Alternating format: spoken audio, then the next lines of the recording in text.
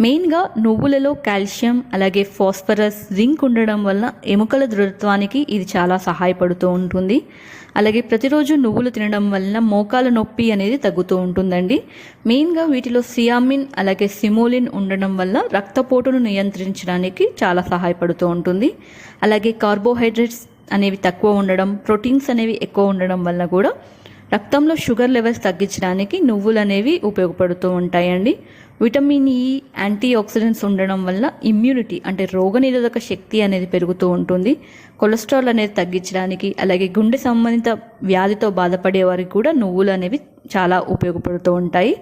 అలాగే thyroid, hormonal imbalance, asthma, migraine ఇలాంటి సమస్యలతో బాధపడేవారు కూడా నువ్వులు అనేది తీసుకోవచ్చు. మెయిన్గా నువ్వులలో విటమిన్ ఈ అలాగే కాపర్ ఉండడం వల్ల చర్మ సౌందర్యానికి నువ్వులు చాలా సహాయపడుతూ ఉంటాయి. అలాగే